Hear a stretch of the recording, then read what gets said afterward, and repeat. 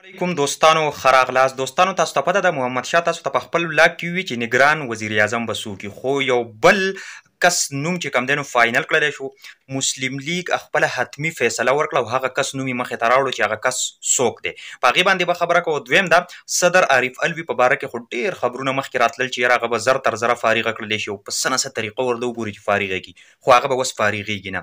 ولې به نه فارغېږي؟ څه چل وکړلی شو؟ داسې څه خبره راغله چې صدر عارف الوي له به هغه له چې کومه د هغه چې کوم مدت ملازمت دی په هغې کې به هغه له توسیع ورکوي. په دې خبره باندې به ډسکشن کوو او تاسو ته پته ده په دوبۍ کې څه روان دي. یعنی مطلب دا دی چې اوس اسف علي زرداري رسېدلی دی دوبۍ ته او میا نواز شریف صاحب خو د مخکې نه هلته کې چې کوم دی نو دغه شته دی یعنی سیاست یې ګرم کړی دی. نو اوس هلته کې دوی سله لاړه په څه باندې مشاورت کوي او څه به کېږي. خو ملګرو د دې نه مخکې ویډیو د سره د زړه نه لایک کوئ او د زړه نه د سره شیر کوئ او په کمنټ کې را سره خپله رایه هم شریکه کوئ. ښه ملګرو راځو د ټولو ناوله تاسو ته پته ده چې نگران وزیر اعظم تاسو ته پته ده چې مسلم لیگ نون او پیپل پارټي غواړي چې د هغو په خواهش سره راشي. په هغو په خواهش سره داسې راشي چې نه څوک ټکنوکریټ نه بیروکریټ پوه شولې څوک صحافي نه بلکې هغو په خپله هم د دغه خپل پالیټیشن نه هم د دغه خپلو سیاستدانانو نه یو کس راوچت کی او هغه نگران وزیر اعظم کی ځکه چې بیا د دوی خبره مني او د دوی خبره منلی کېږي چې دوی ورته څه حکم او څه اډر کوي چې هغه منلی کېږي. نو دا خبره خو تاسو ته پته ده مسلم لیگ او پیپل پارټۍ په دې باندې مشاورت کړی او دوی دا فیصله کړې وه چې موږ به دغه شانتي کس راولو. نو اوس په دې ځای کې چې کوم دی نو ذرایع وایي چې د اسټبلیشمنټ او د دوی ترمنځه کلیش او مسله چې کوم دی نو پیدا کیدی شي. دوی غواړي چې پولیټیشن دی راشي او هلته کې اسټبلیشمنټ غواړي چې بای زمونږ کس دی راشي. محمد شاه په خپل ولاګ کې تاسو ته وویله چې په هغې کې شاهد خاقان عباسي اسفندیار ولی افتاب احمد خان شیرپاو دغه نومونه دي دا چې کوم دی نو مخې ته راغلي. خو اوس تاسو ته پته ده مسلم لیگ خپله حتمي فیصله وکړله او اسف علي زرداري چې کوم دی نو دوبۍ ته رسېدلی دی.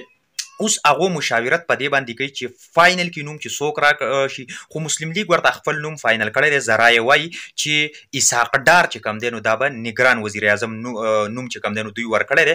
خو اوس د دوی ترمنځ به مشاورت کېږي. د دوی په خپل مشاورت کې هم چې کوم دی په دې دوران کې کلیش راتلی شي. هلته کې به چې کوم دی نو دغه وایي دا څه ورته وایي پیپل پارټي وایي چې مراد شاه چې کوم دی کومه سیند والا هغه دې راشي یا محسن جوګنو محسن ورته وایي کسو هغه نوم پکې هم چې کوم دی نو مخې ته راغلی دی. اوس پکې دوی چې کوم دی نو اسحاق ډار چې کوم دی نوم ور منشن کوو نو د دوی ترمنځ هم چې کوم دی نو مسله او کلیش راتلی شي. نو د دې نه چې کوم دی نو عمران خان ته بینیفټ او فایده د څه حده پورې میلاویدی شي. اوس دوی چې دغه سیاست په دې دوبۍ کې ګرم کړی دی صرف او صرف هم په دغې باندې چې دوی د نگران وزیر اعظم او دوی غواړي چې په اګست په سټارټ کې چې کوم دی نو دا مسلې او دا هر څه کلیر شي ځکه چې ټایم ډېر لږ دی د دوی دپاره. صدر عارف الوي دوی خو خلکو ویل چې یاره دا د عمران خان سړی دی خو بیا چونکې د اسټبلیشمنټ خبرې اسټبلیشمنټ په اډر باندې به زیات تر چلیدو ذرایع وایي. نو لحاظه چونکې بیا هغه اوس د اسټبلیشمنټ خبرې مني چې کله ذرایع وایي چې چونکې هغه د اسټبلیشمنټ خبرې اوس مني او بالکل مطلب دا دی چې هغو ته مطلب چې څه وایي نو هغه ول مني.